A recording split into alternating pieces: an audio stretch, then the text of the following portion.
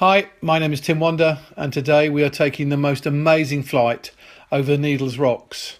These are probably one of the most photographed and iconic images, I guess, anywhere in the world, which of course get their name from a needle rock that's now disappeared. There used to be another shape called Lot's Wife. It's over 120 foot high out at sea, which collapsed with a huge crash in 1764. The stump of the pinnacle can still be seen at low water, and like many parts of the headland, the Needles is the most dangerous waters, with shifting sandbanks and even the stump of the pinnacle, which forms a dangerous reef.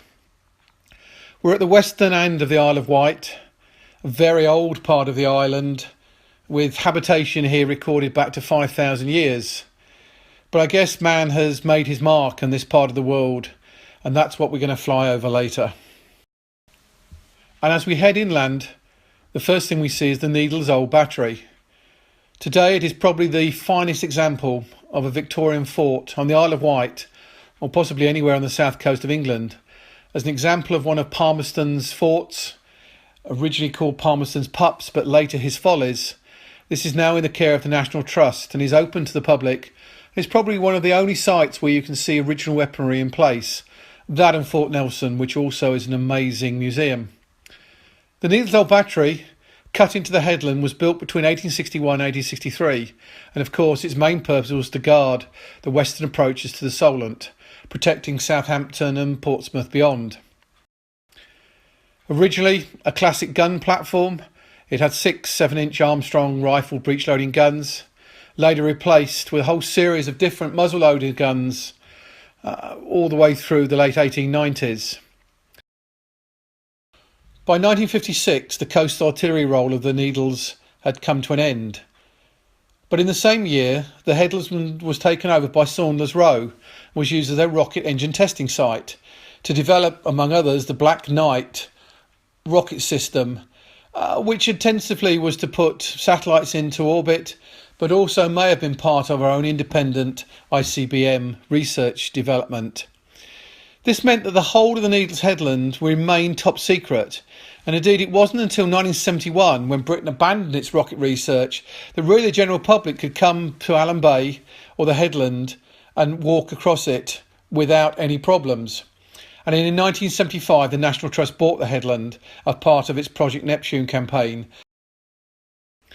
So a new battery, cunningly known as the Needles New Battery, was built on the headland above it. But the old battery carried on with military uses.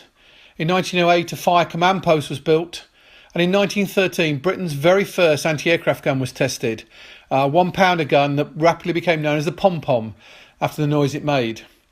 And of course this was actually tested out at sea with kites towed behind a destroyer. But really it was the new battery on the headland above that took its place in history in World War II. Key gun emplacements were based here, including protected by 40mm Bofors anti-aircraft shells. It became a port wall signal station and, much more importantly, a radar station covering the whole of the lower approaches to the Solent, with a chain home low station working in tandem with another station on Culver Cliff. To protect it, over 700 landmines were laid across this headland, and actually on 9th of February 1943 the guns were attacked by a Focke-Wulf 190 fighter, which came in and strafed the site. As we fly away from the batteries into Allen Bay, we start to see ahead the Needles Pleasure Park, which developed from 1975 with its now famous chairlift. Until the late 60s this was an incredibly secret and secure area, because up until the mid-1960s it was used for testing the Blue Street missiles, and large parts of the missile testing bunkers and command centres still survive on the hillside. But in front of us, Allen Bay, with its 20 plus coloured sands, which today is open as a pleasure park, also once homed the Royal Needles Hotel. This is where Marconi came in December 1897 and formed, by taking over the entire ground floor, the world's first wireless station. It was from here that, with his assistant George Kemp, over the long wet Christmas of 1897-1898, using 2 boats that steamed between Bournemouth and Swanage piers that Marconi first tested and perfected the art of radio communication.